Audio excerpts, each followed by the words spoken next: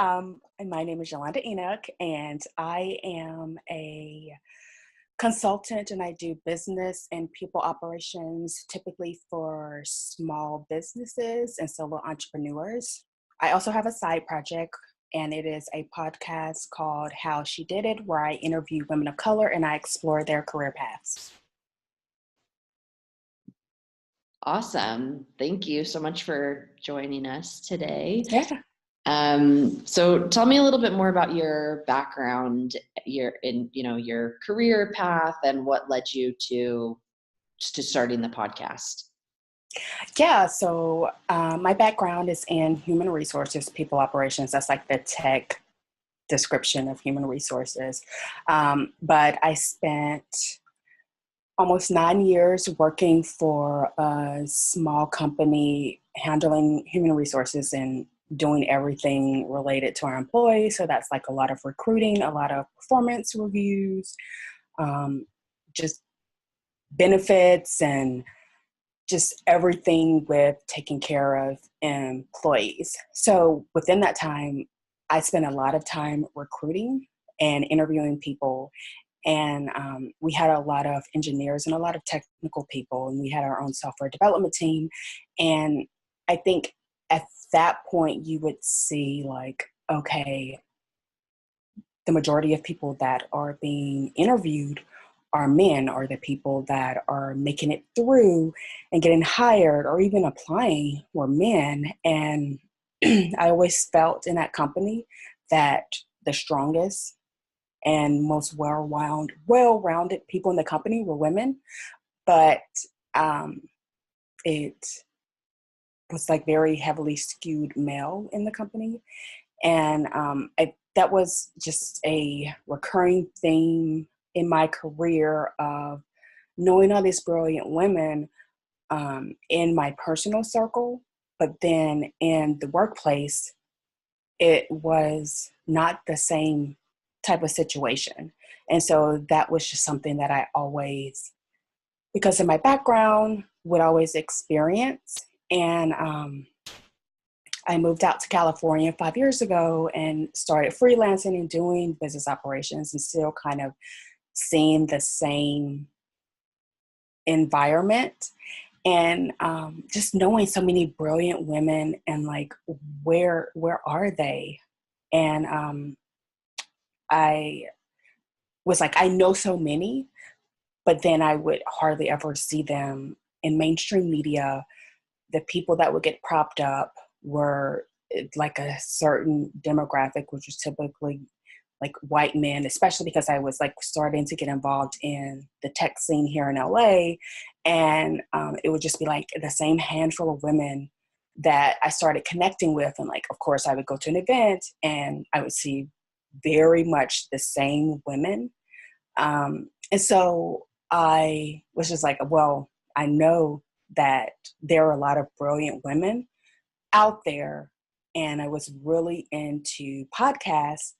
And that's like a very, very white male industry as well, especially 5 years ago. There's a lot more representation now. But I just was getting frustrated with like, why am I not seeing a lot of women, and in particular women of color, hosting podcasts, being guests on podcasts, being considered the thought leaders and the people that were at the top of their game? I knew that they existed, but I wasn't seeing that. And it was just like frustrating. So I was like, I'm just going to do something about it. And, I can probably figure out how to produce a podcast, because I had like a technical background with some things that I had been doing in my previous work of like being able to figure things out. Like, oh, we need a website. Oh, well, I have some understanding of that, and just being like super curious in my career, which has served me well with just giving things with not a lot of direction and figuring it out. So I knew that I could at least try it. And I was like, I just want to interview women of color who are like at the top of their game in their careers, doing amazing things, and just show that we're out here and it's not hard to find us. So that's how I got into starting the podcast and doing all of that. That's awesome. So, is the podcast, I guess, tell me a little bit more about the podcast. You interview a woman in her career once a week, and what's the premise of the podcast? Mm-hmm. So initially, the podcast was something that came out like twice a month, and I would reach out to women that I was curious about, like, oh, how did she get there? And just reached out to people, women, and I interviewed them, and we just did a deep dive. And it really is using my background as a recruiter. So I'm like doing job interviews with people because I'm like, okay, well, tell me about this job. How did you get here? What did you learn about yourself in the process? What was something challenging that you did?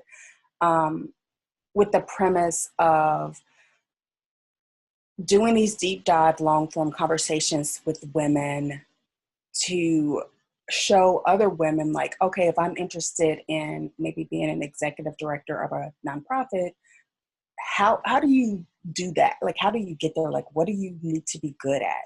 And so you could hear from someone who was doing it, and see like what skills she's using in her job and how she developed those things. So it would help you to compare what your skills are to what this person has and what they need in their job. And you can kind of connect the dots to see, like, what am I lacking? Or like, oh, well, like, I'm pretty capable of being able to do this role. And then on the other side, you may find someone who has the same background as you, but they're doing something totally different from you. And it may be something that you didn't even know was possible. So you're like, oh, well, this is, like a career path that maybe appeals to me as well. I'm working on season 2 of the podcast. And one of the things that was really important for me in the podcast to show is that there's more than one path to any job. So in season 2 of the podcast, I'm still doing the long form conversations, but what I'm doing now are series. And so I'm tackling a specific role. For instance, I'm working on women who are curators. So they could be like a curator of a museum, or they could be like a curator of, like a streaming music platform. Like there's a lot of curation. And so it's like, well, how do you get that job? And there's like so many different ways that you can use that. So I'm interviewing multiple women who do that, because it is very important for me to say, like, if you're just interviewing one person, then like there could be a belief of, oh, well, this person went this way, this was their career path, so this is what I need to do. But really what I want to do is show people that there's more than one path. And here are 3 to 5 women who are doing this, and they have different paths, but they're all doing something similar. So then you start to see the possibilities that it doesn't have to be a linear way to get in there, because you're hearing the perspectives of multiple people. So then it opens up more possibilities for people. So that's what I'm doing for season 2. So it's a lot more interviews, a lot more work, and it's a lot more curating and finding people and coordinating that. So that will more than likely be a once a month series process, and it'll be like 3 to 5 interviews per month. So it'll still be hopefully every few days. Once I release a series, I'll probably stagger out the interviews where there'll be one released every few days over the course of the month, and then there'll be like a retrospective where I kind of like point out some things that were similar or that stood out to me about each of their stories. But that is where the podcast is going. I'm very excited about that, because like it's so hard to pick one person when I'm like tackling a career. And this is like, oh, well, here are, you say it's hard to find, software, product managers. Here are 5 women of color who are product managers.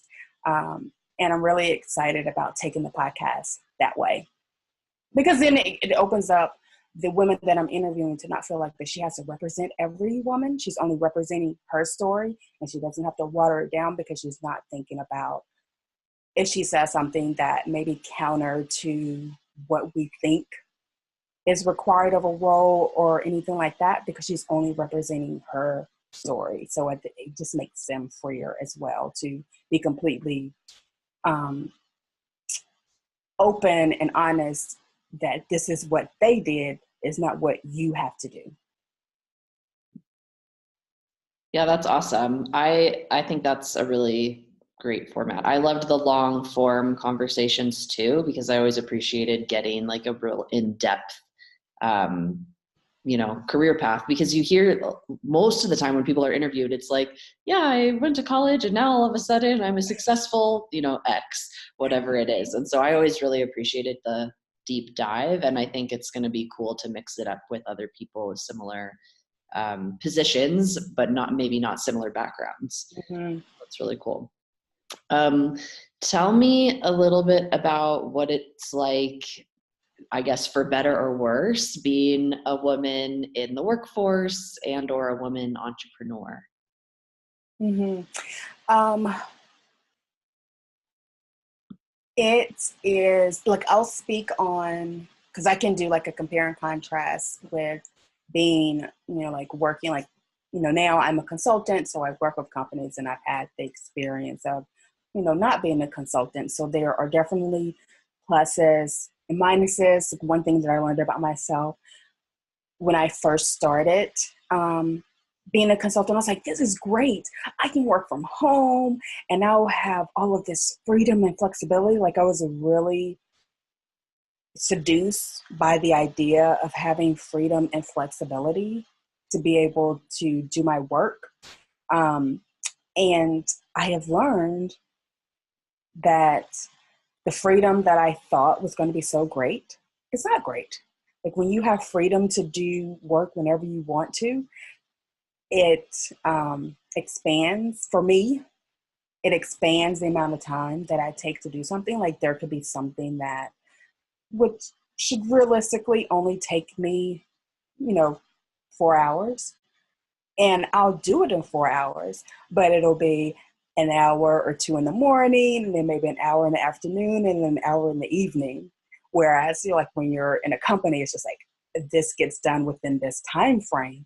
But there's this freedom of being able to take breaks, which are great, but I also expand that time because I do have that freedom and flexibility. So I've learned that I have to have better boundaries on my time.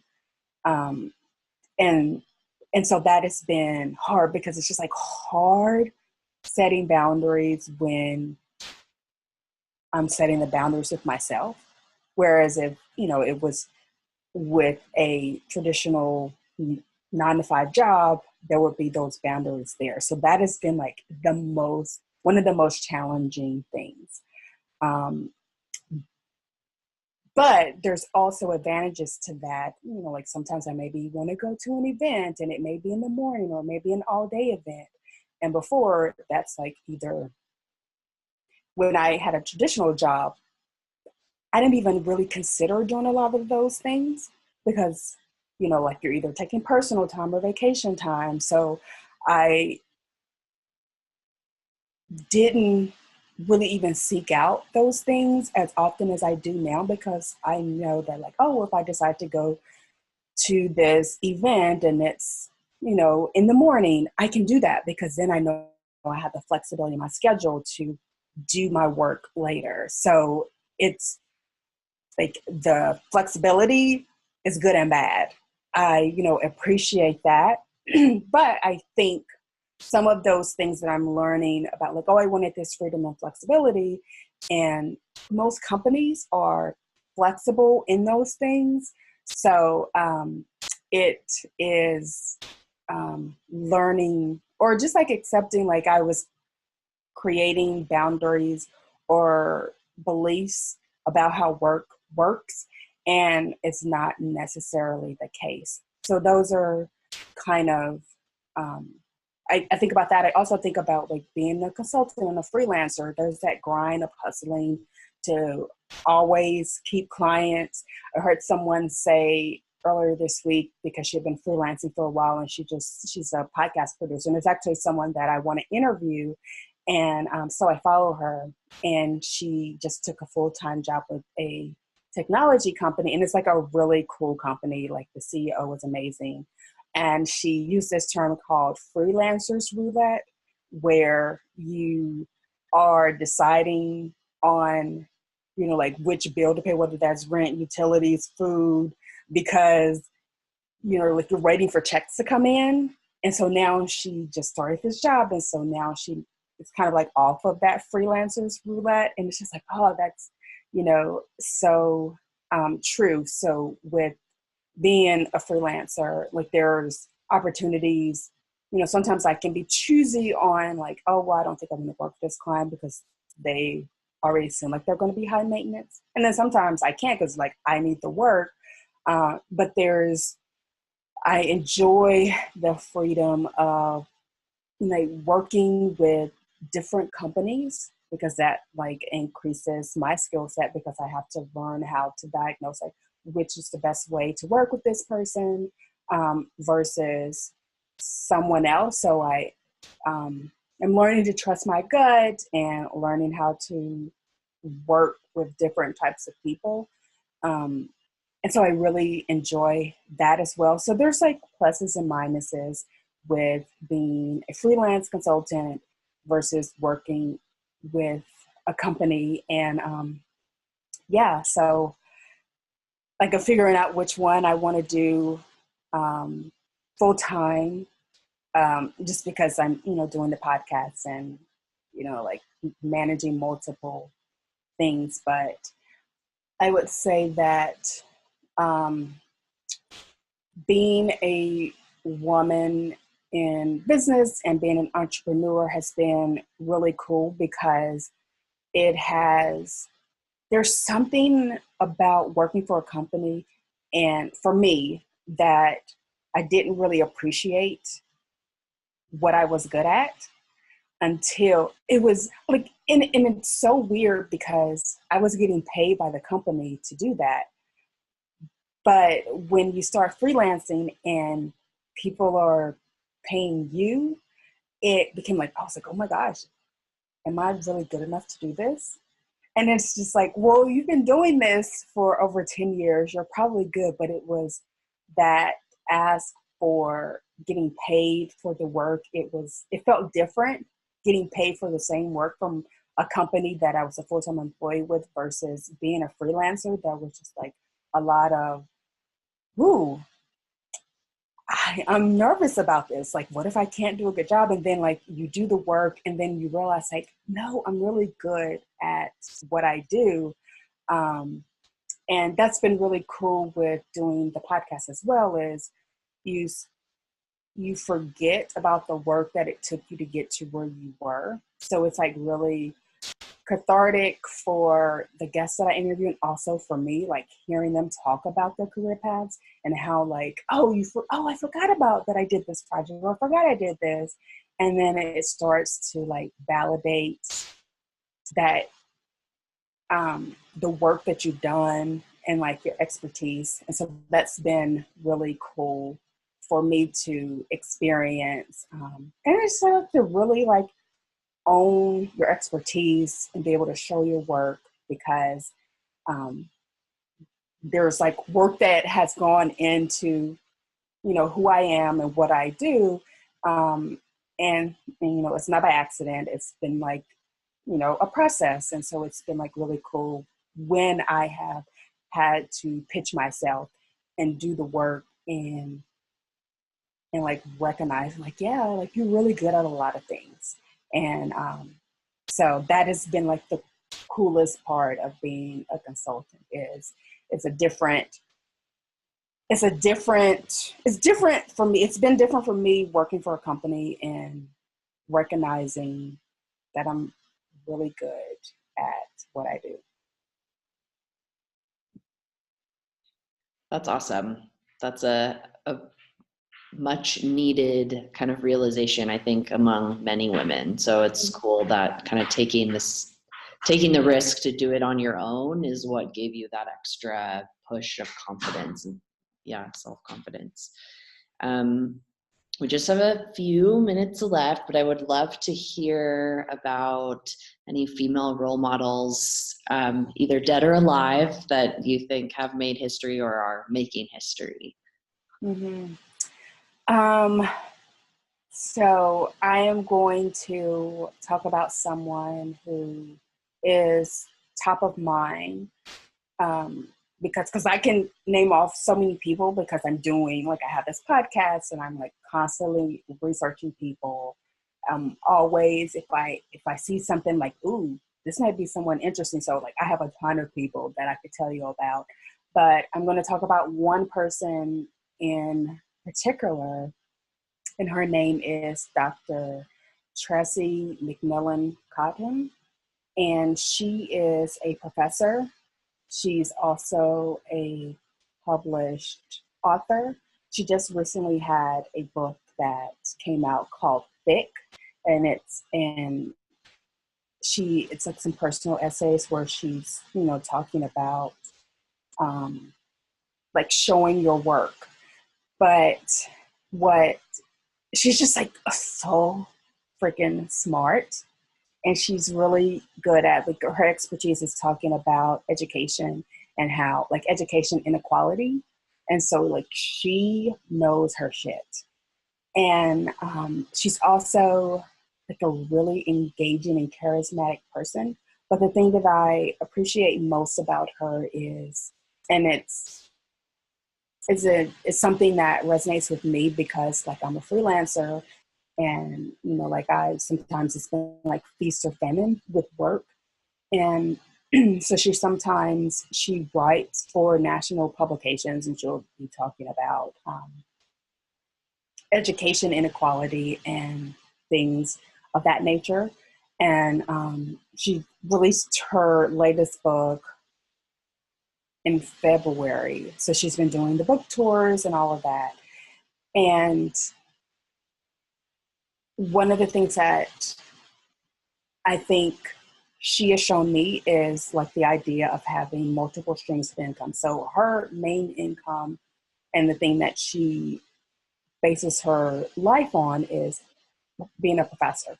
So she writes books, she also writes articles, and she gets pays for those things. But because of like her main thing, she is not like chasing, trying to write clickbait articles. She can really spend the time on doing the research and writing books, because those are not the things that she depends on to support herself financially. So she can get like really good at her craft. Like, she's really smart and very thoughtful, and very confident in her abilities and her expertise. And she can have time to process how she feels about things, because it is writing articles and writing books are not the things that she depends on to be able to support herself. And so there's that freedom in not having to have an opinion on everything, um, and then trying to make it provocative in order for people to listen to what you have to say. And there's freedom in that, where she can really think about what she wants to say. She can not say anything because this isn't how she is having to support herself. And so that has been something that goes back to like having multiple ways that you're getting paid, because then you can join things or join conversations or not. And it's not affecting like your thinking, like, oh, well, I need to be out and talking about this because this may lead to opportunities. Well, also, like, she's like just so dope and just so so smart. And I just, love her. She's like really, really awesome. That's awesome. I'll definitely check that out. And I guess the last question is, where can people find you? Well, I have a website. It's yolandaenoch.com, and that will direct you from my homepage. And even on my homepage and on every page, there's a link to all my social media. But on every social media, I keep it simple. It's Yolanda Enoch, and that will link out to my podcast and all other things that I am on. And you can contact me on any of those things, or, send me an email, and you can find that information all on my website. Awesome. Thanks so much, Yolanda. No problem.